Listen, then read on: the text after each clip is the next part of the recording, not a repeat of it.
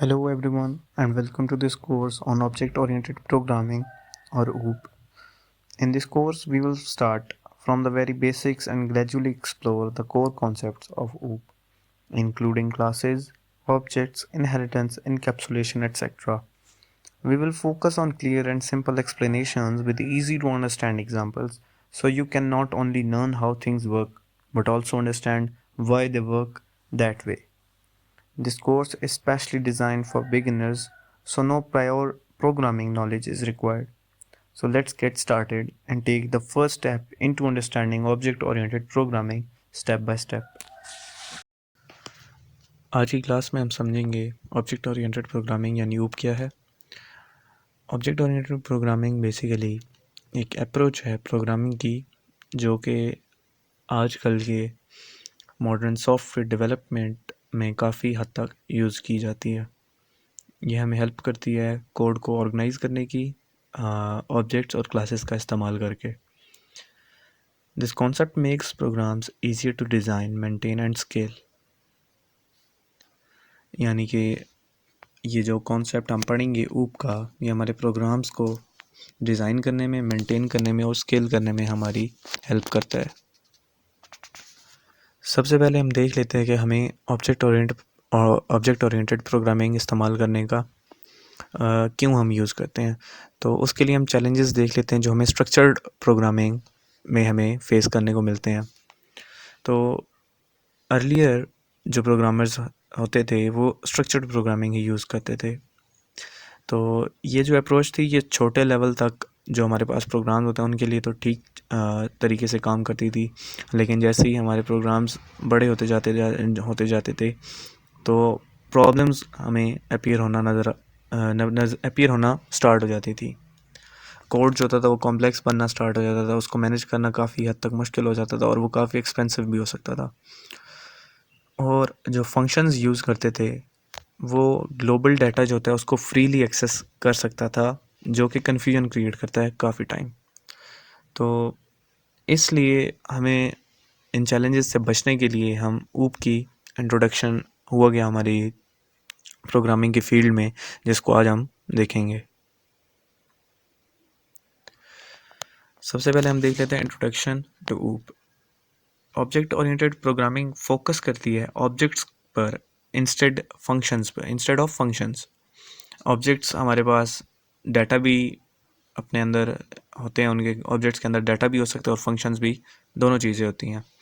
जो ऊप है हमारे पास, it is more about designing software logically, और इसका गोल होता है कि रियल वर्ल्ड एंटिटीज़ जैसे कि इनहेरिटेंस होगी, डाटा हाइडिंग होगी, पॉलीमॉर्फिज्म होगी, तो उनको प्रैक्टिकल इम्प्लीमेंटेशन उसकी करके दिखाना।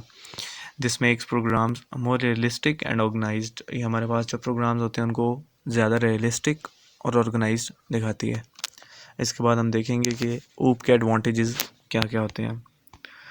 तो ऊप का सबसे पहले एडवांटेज होगा, ऊप हमारे पास जो प्रोग्रामिंग है वो फास्टर करती है, ईजियर करती है केसेस में, और ये हमें क्लियर स्ट्रक्चर प्रोवाइड करती है प्रोग्राम्स करने के लिए।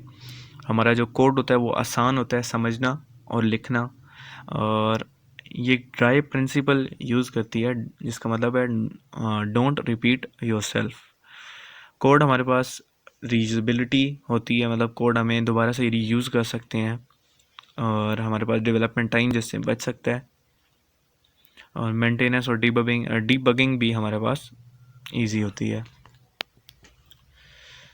ऊप के हमारे पास काफ़ी बिल्डिंग ब्लॉक्स हैं, जिसमें हमारे पास क्लास आती है, ऑब्जेक्ट्स आते हैं, इनकैप्सुलेशन का कॉन्सेप्ट आता है, एब्स्ट्रैक्शन आती है, पॉलीमॉर्फिज्म आती है, इनहेरिटेंस आती है।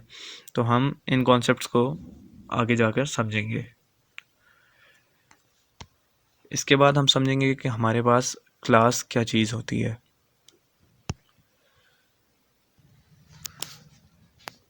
हम समझना स्टार्ट करते हैं क्लास को। क्लास बेसिकली हमारे पास एक ब्लूप्रिंट या एक टेम्पलेट कह सकते हैं हमारे पास होता है, और उस क्लास के अंदर उसके ऑब्जेक्ट्स की प्रॉपर्टीज़ और बिहेवियर्स स्टोर होते हैं। उसके अंदर उसके डाटा मेंबर्स होते हैं, मेंबर फंक्शंस होते हैं, जो कि क्लास के अंदर स्टोर होते हैं सब ऑब्जेक्ट्स के। हम एक क्लास से मल्टीपल ऑब्जेक्ट्स बना सकते हैं। और हमारे पास जो क्लास होती है उसके अंदर काफ़ी वेरिएबल्स फंक्शन हमें देखने को मिल सकते हैं। अब एक एग्जांपल है जैसे साइड पे कार की क्लास की। तो जो कार क्लास है वो हमारे पास एक ओवरऑल एक क्लास है और उसके हम सेवरल ऑब्जेक्ट्स बना सकते हैं एक कार क्लास से। फॉर एग्जांपल सुजुकी, टोयोटा, तो ये सारे जितने भी आगे कार्स होंगी वो सारी इस क्लास की बेस पे जो ऑब्जेक्ट्स बने हैं वो चीज़ें होंगी। कार हमारे पास ये पिक्चर में देख सकते हैं बेस क्लास है और उसके आगे प्रॉपर्टीज़ हैं उसके अंदर हमारे पास डाटा मेंबर्स जो हैं वो ब्रांड, मॉडल और माइलेज है और मेंबर फंक्शंस एंड ड्राइव। इसी तरह वहाँ पे व्हील्स और स्पीड वगैरह हर चीज़ हम लिख सकते हैं कार की प्रॉपर्टीज़ के अंदर। आगे हम देखेंगे क्लास का स्ट्रक्चर और उसका एग्जांपल। हमारे पास क्लास के अंदर डाटा मेंबर्स होते हैं और मेंबर फंक्शंस होते हैं। क्लास का एक स्पेसिफिक नेम होता है और ये हमारे पास साइड में क्लास का कंप्लीट सिंटैक्स भी गिवन है, ये आप लोग देख सकते हैं।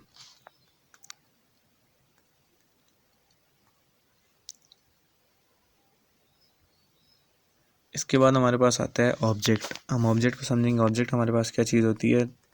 ऑब्जेक्ट जो हमारे पास है वो एक क्लास की इंस्टेंस होती है और ये एक रियल वर्ल्ड एंटिटी को रिप्रेजेंट करती है। फॉर एग्जांपल आपके पास एक, अगर पिछली एग्जांपल में जैसा था कि एक क्लास जो थी वो कार थी, तो वो रियल वर्ल्ड एंटिटी वो कार है, एक उसकी क्लास बनेंगे। रियल वर्ल्ड एंटिटी हमारे पास जितनी भी टाइप्स ऑफ कार्स होती हैं वो सारी रियल वर्ल्ड एंटिटीज़ होती हैं, वो सारे मतलब ऑब्जेक्ट्स हैं और उन ऑब्जेक्ट्स की जो बेस है, जो वो डिराइव जिस चीज़ से हुए हैं, जिस चीज़ की वो इंस्टेंस है, वो हमारे पास क्लास होती है। तो ऑब्जेक्ट हमारे पास रियल वर्ल्ड एंटिटी को रिप्रेजेंट करती है। ऑब्जेक्ट्स के अंदर उसके एट्रीब्यूट्स और बिहेवियर्स होते हैं जो क्लास से लिए होते हैं।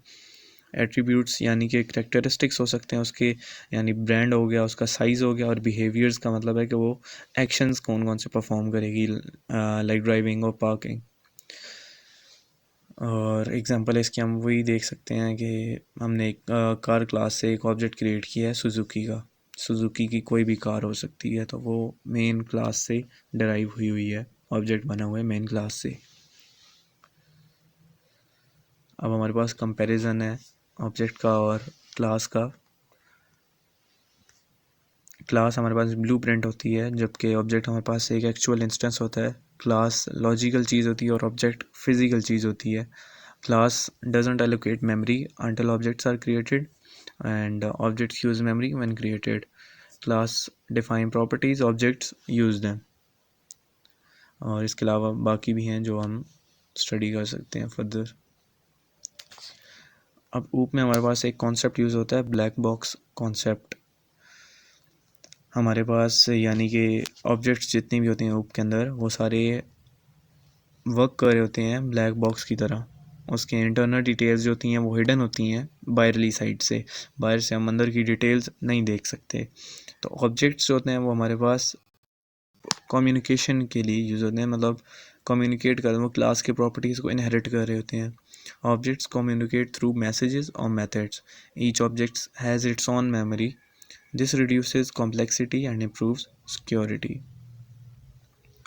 यहाँ पे हमारे पास एक हॉकी प्लेयर की ऑब्जेक्ट की एग्जांपल है और जिसके करेक्टरिस्टिक्स हैं position, height, weight, salary, goals, और उसके रिस्पॉन्सिबिलिटीज़ हैं pass, shoot, stay, skate and पंच।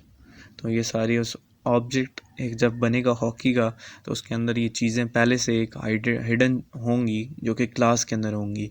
हमें सिर्फ एक ऑब्जेक्ट का पता होगा जिसके अंदर ये सारी चीज़ें ऑलरेडी प्रेजेंट होंगी जब भी हम इसे एक क्लास से ऑब्जेक्ट्स क्रिएट करेंगे। तो ऊप हमारे पास बेसिक इतना ही है और इसके आगे फर्दर डिटेल हम जानेंगे।